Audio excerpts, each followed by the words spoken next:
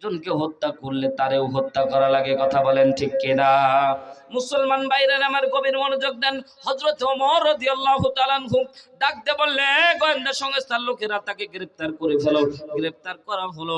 গ্রেফতার করার কিছুক্ষণ পরে তারা ফাঁসির কাস্টের মধ্যে নিয়ে যাওয়া হবে। জিজ্ঞাসা করা হলো, মারে বলো বলো কি কারণে তুমি এত ছোট্ট সন্তানকে হত্যা করলা? এবার মহিলা ডাক দিয়ে বলছে, এই বাদশা নামদার হযরত ওমর রাদিয়াল্লাহু তাআলা আনহু শুনে নেন, আমি আমি এমনি এমনি বাচ্চাটারে হত্যা করিনি, এমনি এমনি হত্যা করিনি। বলে কি কারণে হত্যা করেছো বলো বলো, তাড়াতাড়ি বলো। সাথে সাথে মহিলা ডাক দিয়ে বলে, বাদশা আজকে বর্তমান সময়ের দিকে তাকায় দেখেন, আজকে বর্তমান সময়ের দিকে তাকায় দেখেন, অনেক মহিলা আছে পরকীয়া প্রেমের কারণে 60 বছর বয়সেও ছোট্ট সন্তানের গলার মধ্যে ছুরি লাগায়া চলে যায়। কথা বলেন না কেন ভাই? জোরে বলেন ঠিক কি না? আজকে প্রেম পরকীয়ার জন্য আগেকার দিনে আমরা চিন্তা করে দেখলাম, মহিলারা মা বোনেরা সন্তানকে বাঁচানোর জন্য জীবন পর্যন্ত দিয়ে দিত। আমরা খেয়াল করে দেখতাম, যখন সমুদ্রের ভিতরে বাচ্চা যখন ডুবে যাইতো, মা জননী নিজে সমুদ্রের ভিতরে ডুব দিয়ে বাচ্চাকে এইভাবে উপর দিকে ভাসায় রেখে বাচ্চাকে বাঁচাতো। কথা বলেন ঠিক কিনা? আজকে যুগ জামানা উল্টে গেছে ভাই। আজকে আর মায়া মহব্বত তৈরি হয় না।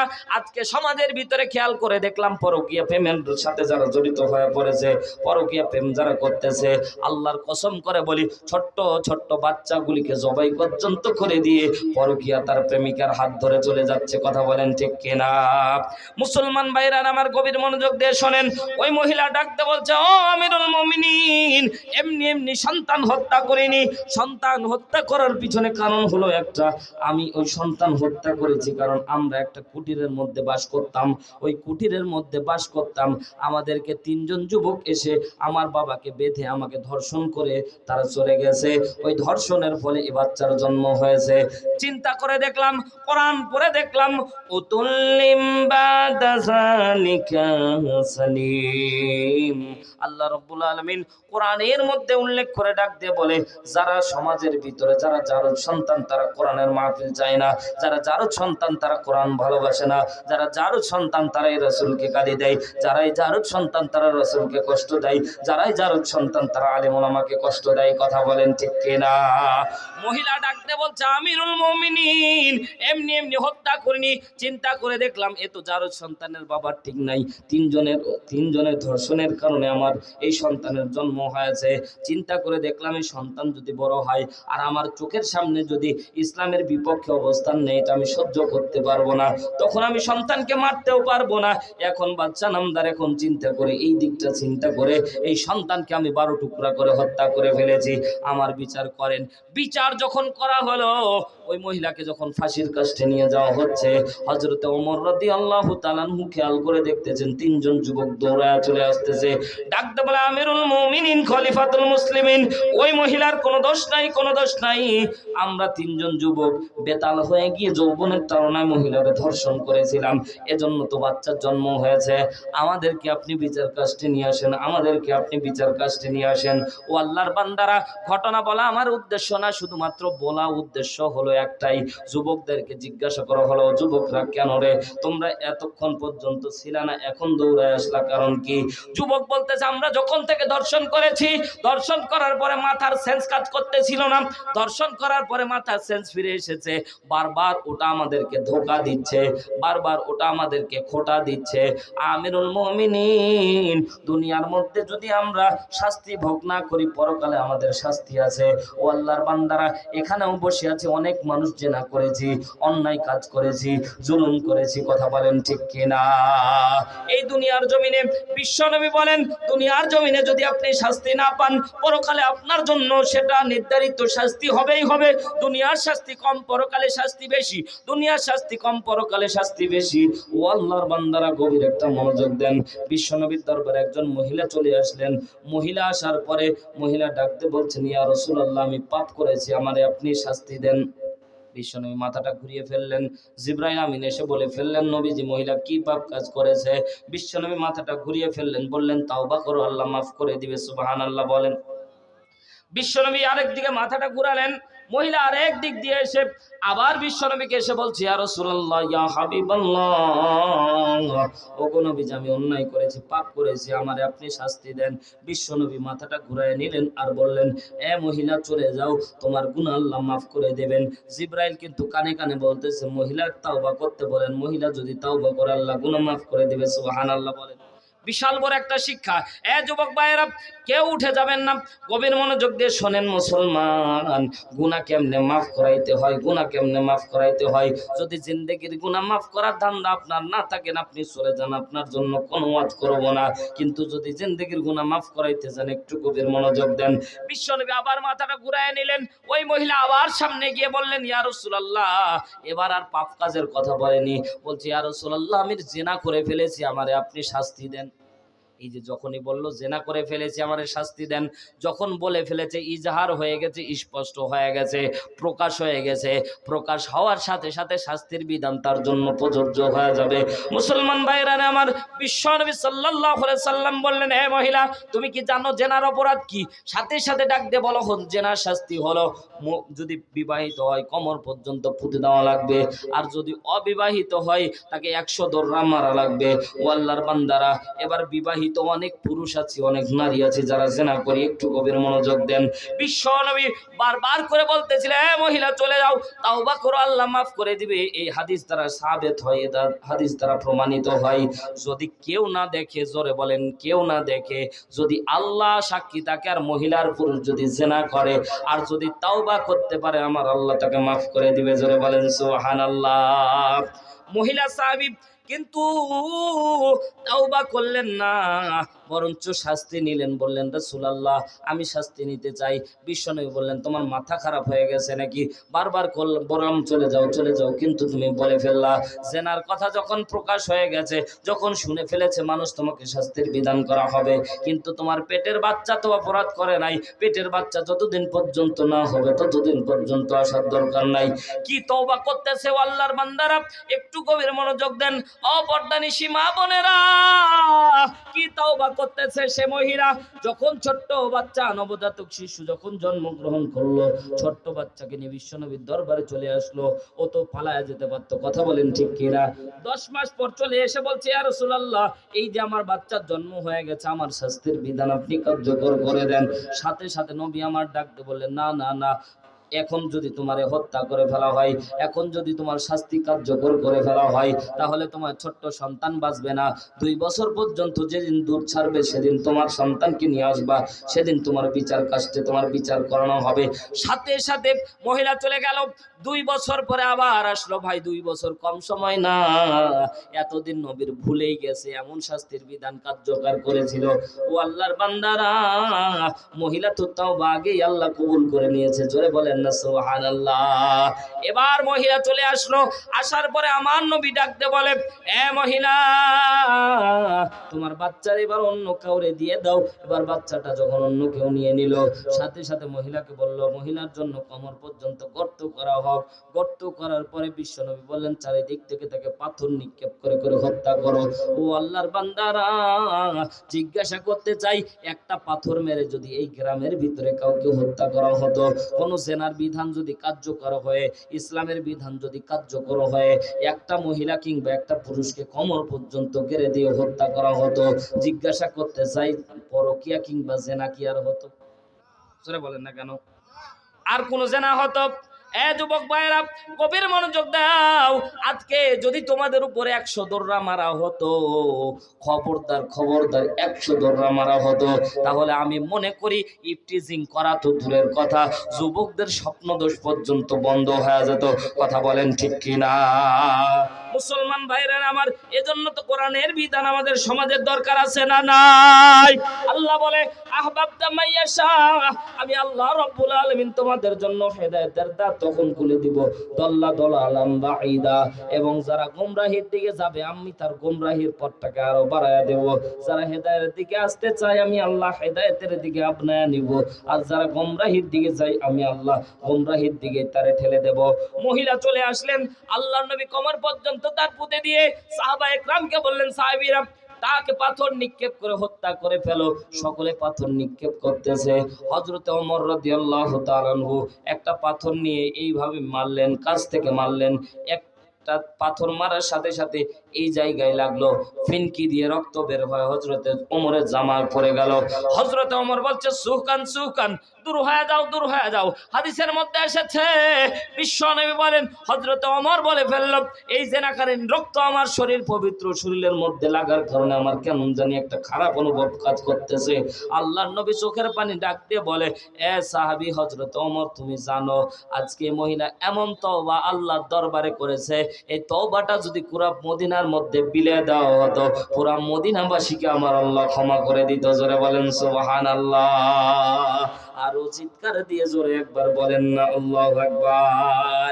এমন তওবা করা লাগবে ভাই, যাতে করে আরশের মালিক আল্লাহ মাফ করে দেয়। কথা বলেন ঠিক কিনা? মুসলমান ভাইরা আমার গভীর মনোযোগ দেন। 11:35 বাজে, 12টার ভিতরে শেষ হয়ে যাবে। আর 25 মিনিট আপনাদের সামনে কথা বলবো। মুসলমান একটু গভীর মনোযোগ দেন। বিশ্বনবীর কথা মনে আছে তো? আল্লাহর নবী সাহাবা একরামকে নিয়ে বসে আছেন, বলছেন সাহাবীরা শুনে রাখো, আমি এমন দুইটা ঘটনা, হাদিসের মধ্যে এসেছে দুইটা ঘটনা, সময়ের অভাবে দুইটা ঘটনা আপনাদেরকে বলবো না, একটা ঘটনা আপনাদেরকে বলবো। আল্লাহর কসম করে বলি, এই ঘটনার সাথে যাদের চোখের পানি, এক ফোঁটা চোখের পানি যদি কারো পড়ে, আল্লাহর কসম করে বলছি আল্লাহ তার গুনাহ মাফ করে দিবে। বিশ্বনবী বলছে, জোরে একবার বলেন না সুবহানাল্লাহ।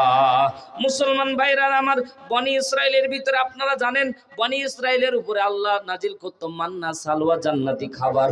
জান্নাতি খাবার খেত, হঠাৎ করে মান্না সালওয়া বন্ধ হয়ে গেছে। বিশ্বনবীর সামনে, বিশ্বনবী হযরতে মূসা আলাইহিস সালাতু ওয়াস সালাম, হযরতে মূসার সামনে সাহাবা একরাম চলে গেলেন। যাওয়ার পরে ডাক দিয়ে বলছে, নবী মূসা, আমাদের দরবারে মান্না সালওয়া বন্ধ হয়ে গেছে, একটু আল্লাহর কাছে দোয়া করে দেন যাতে করে মান্না সালওয়া আবার নাজিল হয়ে যায়। বর্তমান সময়ে আমাদের সালাতুল ইস্তিসকার নামাজ পড়তেছি, ঠিক না? বৃষ্টির জন্য আল্লাহর দিকে, আসমানের দিকে একটু তাকায় তাকায় বলতেছি, আল্লাহ বৃষ্টি দাও, বৃষ্টি দাও। প্রত্যেক জায়গায় সালাতুল ইস্তিসকার নামাজ হচ্ছে। মুসলমান আমি বলতে চাই, একটু মনোযোগ দেন। আগেকার দিনে নামাজ পড়তে পড়তে নামাজ শেষ হওয়ার আগে বৃষ্টি হতো, ঠিক না? কিন্তু এখন নামাজ প্রত্যেক ইউনিয়নে, প্রত্যেক গ্রামে, প্রত্যেক মহল্লায়, প্রত্যেক থানায়, প্রত্যেক জেলার মধ্যে পড়ানো হচ্ছে, কিন্তু বৃষ্টির খবর নাই। কথা বলেন ঠিক কিনা? মুফাসসিরিন একরাম বলছে, ভাই পাপ আর পাপের পরিধি কমায় দাও, আল্লাহ রহমতের দরজা খুলে দিও, তোমাদের জন্য বৃষ্টি দিবে। জোরে বলেন সুবহানাল্লাহ। সম্মানিত ভাইয়ের আমার, গভীর মনোযোগ দেন। হযরতে মূসার কাছে, পয়গম্বরের কাছে চলে গেলেন, মান্না সালওয়া নাজিল হয় না, কারণটা কি? সাথে সাথে নবী মূসা ডাকতে বলে, মান্না সালওয়া নাজিল হয় না, আল্লাহ আমার উম্মতের জন্য একটু মান্না সালওয়া নাজিল করে দেন। সাথে সাথে আমার আল্লাহ রাব্বুল আলামিন আসমান থেকে একজন নামের তালিকা পাঠিয়ে দিলেন। অমুক নাম, যতক্ষণ পর্যন্ত গ্রামের ভিতরে একজনের নাম বলে দিলেন, আব্দুর রহিম নামের ওই ব্যক্তিকে যতক্ষণ পর্যন্ত তোমরা মেরে ঘর থেকে বের না করে দিবা, যতক্ষণ পর্যন্ত জঙ্গলের মধ্যে এক ঘরে করে না দিবা, ততক্ষণ পর্যন্ত আমি আল্লাহ মান্না সালওয়া নাজিল করব না। এবার লোকেরা বলেন তো, এই গ্রামের ভিতরে যদি এমপি সাহেব একজনের নাম পাঠায় দেয়, ওই ব্যক্তিকে এক ঘরে না করে দেওয়া পর্যন্ত আমি তোমাদের কোনো ত্রাণ কিংবা রাস্তাঘাট কিচ্ছু করে দেব না, বলেন তো আমরা কি তাকে রক্ষা দিব? সাথে সাথে তারে মেরে ঘর থেকে বের করে দেব, এক ঘরে করে দেব। কথা বলেন ঠিক কিনা? মুসলমান ভাইরা আমার, এমন সিচুয়েশন তৈরি হয়ে গেল, নাম শোনা মাত্র লোকজন তার হাত পা বেঁধে ফেললো, এমন করে তাকে মার দিল। ও ভাই, যখন মারে হযরতে মূসার পা পর্যন্ত জড়ায় ধরেছে। নবী মূসার পা জড়ায় ধরে ডাকতে বলে, নবী মূসা আমারে বলো, রবের দরবারে আমার জন্য একটু দোয়া করে দেন যাতে আল্লাহ আমারে মাফ করে দেয়। জোরে বলেন সুবহানাল্লাহ। পর্দা নিশি আমার মা বোনেরা গভীর মনোযোগ দিয়ে শোনেন। মা হযরতে মূসা আলাইহিস সালাতু ওয়াস সালাম নিজে পয়গম্বর হওয়ার পরেও নিজের পাটায় ভাবে চিৎকারি দিলেন, সাথে সাথে দূর দেশে পড়ে গেল। ওই আল্লাহর বান্দাটা কিছু দূর যাওয়ার পরে খেয়াল করে দেখতেছেন, চোখটা খুলে দেখতেছেন, সবাই যখন মারতেছে, মারতে মারতে এক পর্যায়ে চোখটা খুলে দেখতেছে নিজের সন্তান পর্যন্ত তার গায়ে হাত তুলতেছে। জোরে বলেন নাউজুবিল্লাহ। ও ও ভাই, পৃথিবীর মধ্যে একটা জিনিস মানুষ সহ্য করতে পারে না, একটা জিনিস মানুষ সহ্য করতে পারে না, একটা জিনিস মানুষ সহ্য করতে পারে না, সেটা হলো সন্তান যদি বাবার গায়ে হাত তুলে, এটা বাবা সহ্য করতে পারে না। কথা বলেন ঠিক কিনা? ও ভাইরা, আপনারা কি রাগ করতেছেন? মোনাজাত দিয়ে দিই নাকি শেষ করে দিই? হ্যাঁ, শেষ করে দিই, কারণ আপনাদের পছন্দ হচ্ছে না, উঠে যাচ্ছেন আপনারা। জোর করে তো কাউরে ওয়াজ শোনানো যাবে না। আপনার গুনাহ মাফ হবে, এটা আমি বয়ান করব, কিন্তু আপনি চাচ্ছেন না, তাহলে কাকে ওয়াজ শোনাবো আমি? উঠে গেলে হবে না। যেটুক লোক আছি শেষ পর্যন্ত থাকবো ইনশাআল্লাহ। একজন যদি এখান থেকে একজন যদি আর উঠেন, আমি মোনাজাত দিয়ে দেব, শেষ করে দেবো ইনশাআল্লাহ। কারণ আপনারা ওয়াজ শুনতে না চাইলে আমি কারো জোর করে শোনাবো? ভালো না লাগলে বলতে হবে, ঠিক না? আমি জোর করে তো ওয়াজ শোনাবো না আপনাদেরকে। বলবো ঘটনাটা। সম্মানিত ভাইয়ার আমার, গভীর মনোযোগ দেন। হযরত নবী মূসা আলাইহিস সালাতু ওয়াস সালাম নিজে তাকে সুকান দূর হ বলে তাকে তাড়ায়া দিল। সাথে সাথে নবী মূসা আলাইহিস সালাতু ওয়াস সালাম দূর হওয়ার পরে বারবার করে নবীর মূসার পাটা জড়ায় ধরেছে, কিন্তু যখন নিজ সন্তান যখন বাবার গায়ের মধ্যে হাত তুলেছে, বাবা আর সহ্য করতে পারে নাই। ও আল্লাহর বান্দারা, এই সমাজের ভিতরে এমনও কুলাঙ্গার সন্তান আছে, বাবাকে মায়ের দেয়। কথা বলেন ঠিক কিনা? পর্দানিশী মা বোনেরা, গভীর মনোযোগ দিয়ে শোনেন। মা, আজকের বর্তমান সময়ের না মা বোনেরাই এতই চালাক ভাই। নিজে যখন বাপের বাড়ি থেকে শ্বশুর বাড়িতে আসে, তখন নিজের ভাবিকে বলে, ভাবি আমার বাবা মারে দেখে রাখিও, বলে না? আবার নিজের বাড়িতে এসে শ্বশুর শাশুড়িকে কাজ করিয়ে নেয়। ওই মহিলা বাড়ি থেকে আসার সময় তার ভাবিকে ওসিয়ত করে বলে, ভাবি বাবা অসুস্থ, মা অসুস্থ, একটু দেখে রাখেন। আর ওই মহিলাই বাড়িতে এসে নিজের শ্বশুর শাশুড়িকে কাজ করিয়ে নেয়। এমন দাজ্জাল মহিলা আছে না নাই? সম্মানিত ভাইয়েরা আমার, গভীর মনোযোগ দেন। এক আল্লাহর বান্দা ছিলেন, ঢাকা শহরের ভিতরে তার বাড়ি ছিল, কিন্তু বাবা মাকে বৃদ্ধাশ্রমে রাখতো। বাবা মাকে কোথায়? ঢাকা শহরে 3টা বাড়ি আছে, 10তলা 10টা, 20তলা 20তলা, 3টা বাড়ির মালিক। ও ভাই, একতলার একটা ইউনিট বাবা মাকে দিলেই না বেশি হয়ে যেত। কথা কোন ঠিক কিনা? বাবা মা কিন্তু বৃদ্ধ বয়সে বেশি চায় না। যুবক ভাইরা, যাদের কানের মধ্যে আওয়াজ যাচ্ছে, ভাই বৃদ্ধ বাবা মাকে কষ্ট দিলে জান্নাত পাওয়া যাবে না, বৃদ্ধ বাবা মাকে কষ্ট দিলে জান্নাত পাওয়া যাবে না। আল্লাহর কসম করে বলি, বাবা মার জন্য, বাবা মার পায়ের নিচে আল্লাহ জান্নাত রেডি করে রেখেছে। জোরে বলেন সুবহানাল্লাহ। ওই বৃদ্ধাশ্রমে বাবা মা আত্মহত্যা করতেছিলেন। আত্মহত্যা করার সময় চিঠির মধ্যে লিখে দিয়েছিল, আমার সন্তানের কাফনের কাপড় যেন আমাদের গায়ের মধ্যে না পড়ে। চিঠির মধ্যে সুন্দর করে লেখা আছে, আমার সন্তানের 3টা বাড়ি আছে, কিন্তু আমার বাড়ির মধ্যে আমাদের জন্য জায়গা হয় না, এজন্য দুঃখে কষ্টে আমরা আত্মহত্যা করতেছি। এমনও সন্তান আছে ভাই, কুলাঙ্গা সন্তান, যে বাবা মাকে কষ্ট দেয়। কথা বল ঠিক কিনা? বাবা মা কষ্ট দেয়, অথচ এই বৃদ্ধ বাবা মা কষ্ট করে সন্তানকে নিজে না খেয়ে খেয়ে সন্তানকে বড় করে বিসিএস ক্যাডার বানাই, অফিসার বানাই, অনেক বড় চাকরিজীবী বানাই, আর এই সন্তান বড় হয়ে বাবা মারে দেখে। সম্মানিত ভাইয়ের আমার, মুরব্বী নিজের সন্তান যখন শরীরে হাত তুলেছে, হযরত নবী মূসাকে ডাকতে বলছে, নবী মূসা, এতক্ষণ বাঁচানোর জন্য বারবার করে তোমাকে বলতেছিলাম, কিন্তু না না না, আমি আর বাঁচতে চাই না, আমার জঙ্গলের মধ্যে ফেলে দিয়ে আসো। ও আল্লাহর বান্দারা, আল্লাহর বান্দিরা, পর্দানিশী মা বোনেরা, একটু গভীর মনোযোগ দিয়ে শোনেন। মা বিশ্বনবী বলেন, সাহাবা একরাম শোনো শোনো, সাহাবীরা শোনো, বিশ্বনবী বলেন, ওই ব্যক্তিকে যখন জঙ্গলের মধ্যে ফেলে দিয়ে আসা হলো, ফেলে দিয়ে আসার পরে 5 থেকে 7 দিন পরে আল্লাহ নবী মূসার উপর ওহী নাজিল করে জানায়া দেয়, নবী মূসা শুনে রাখো, জঙ্গলের ভিতরে আমার বন্ধু মারা গেছে, বন্ধুর জানাজা পড়ানো লাগবে, বন্ধুর জানাজা পড়ানো লাগবে। নবী মূসা ডাকতে বলে, আল্লাহ, জঙ্গলের মধ্যে আবার আমার বন্ধু, আপনার বন্ধু পাওয়া যাবে কোথায়? বলে, এত কথার দরকার নাই, আমার বন্ধু মারা গেছে, জানাজাও দেবে। জোরে বলেন সুবহানাল্লাহ। নবী মূসা বলছে, জানাজা কি আর একজনে দেয়? পুরা কওমের লোকদেরকে নবী মূসা দাওয়াত দিলেন, এলান করে দিলেন, আল্লাহর বন্ধু জঙ্গলের মধ্যে মারা গেছে, জানাজা পড়ানো লাগবে। পুরা কওমের লোকেরা বলছে, আল্লাহ জানাজা, আল্লাহর বন্ধুর জানাজা আল্লাহই পড়াক। কত শয়তান দেখেছে, আল্লাহর বন্ধু জানাজা আল্লাহই পড়াক। নবী মুসা আল্লাহকে বললে, আল্লাহ কেউ তো যেতে রাজি হয় না। সাথে সাথে আমার আল্লাহ রব্বুল আলামিন ডাক দিয়ে বলে, নবী মুসা কওমের লোকদেরকে এলান করে দাও, জানায় দাও আমার বন্ধুর জানাজায় যারা যাবে তাদের জিন্দেগীর গুনাহ আমি আল্লাহ মাফ করে দেব। জোরে বলেন সুবহানাল্লাহ। আমার বন্ধুর জানাজায় যারা যাবে তাদের জিন্দেগীর গুনাহ আমি আল্লাহ মাফ করে দিব। বলেন তো আবার এখন কি কেউ আর বাদ থাকবে? সবাই দৌড় মেরেছে। নবী মুসা পিছন থেকে দৌড় মেরে বলতেছে, আমারে নিয়ে যাও। সুবহানাল্লাহ বলেন। জঙ্গলের মধ্যে চলে যাওয়ার পরে পুরা জঙ্গল তালাশ করে দেখে 5 থেকে 7 দিন আগে যারে আমরা মারলাম এই ব্যক্তি ছাড়া আর কেউ নাই, আর কেউ নাই। 5 থেকে 7 দিন আগে যারে মারলাম এছাড়া আর কেউ খুঁজে পাওয়া যায় না, কাউরে খুঁজে পাওয়া যায় না। নবী মুসার কলার ধরে ডাকতে বলে, নবী মুসা, এরই না তোমার কথা মতো আমরা মাইর দিলাম, এ না নাফরমান বান্দা, এরই না মাইর দিয়ে আমরা জঙ্গলের মধ্যে ফেলে দিয়ে আসলাম, এই লাশ ছাড়া লাশ খুঁজে পাওয়া যায় না, এটাই কি আল্লাহর বন্ধু? সাথে সাথে আল্লাহকে নবী মুসা ডাকতে বলে, আল্লাহ বলো বলো এটা কি তোমার বন্ধু? সাথে সাথে আল্লাহ ওহী নাজিল করে জানায় দেয়, নবী মুসা হ্যাঁ ওটাই আমার বন্ধু। জোরে বলেন সুবহানাল্লাহ। কওমের লোকের আবার গলা আরো টিপ দিয়ে ধরেছে, এ নবী মুসা তোমার কথা মতোই মার দিলাম, সে নাকি নাফরমান, সে নাকি গুনাহগার, তো যে আল্লাহর বন্ধু হয় কেমনে? গুনাহগার নাফরমান বান্দা আল্লাহর বন্ধু হয় কেমনে? এবার আল্লাহ ডাকতে বলছে, নবী মুসা কওমের লোকদেরকে জানায় দেন, কওমের লোকদেরকে এলান করে দেন, কওমের লোকদেরকে বলে দেন, কওমের লোকেরা তারা যখন গিট পরা দিয়ে বাঁধে গিরাই গিরাই মেরে জঙ্গলের মধ্যে যখন ফেলে দিয়ে এসেছিল, জঙ্গলের মধ্যে ফেলে দিয়ে আসার পরে হাত বাঁধা পা বাঁধা নড়তে পারে না, চড়তে পারে না, ডান দিকে তাকায় আছে, কওমের লোকেরা চলে যাচ্ছে, ডাক দিয়ে বলছে, কওমের লোকেরা আমারে ফেলে যেও না, জঙ্গলের মধ্যে পোকামাকড়ে খেয়ে ফেলবে আমারে, তোমরা আমারে রেখে যেও না।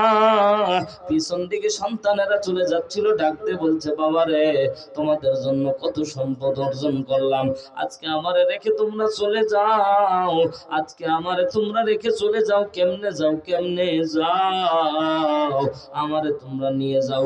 ডান দিকে তাকা আছে বান্দা, সুদূর দূরে তাকা আছে, কেউ সাড়া দাও নাই, পিছন দিকে তাকা আছে, কেউ সাড়া দাও নাই, ডান দিকে তাকিয়ে তাকিয়ে কেঁদেছে, কেউ সাড়া দাও নাই।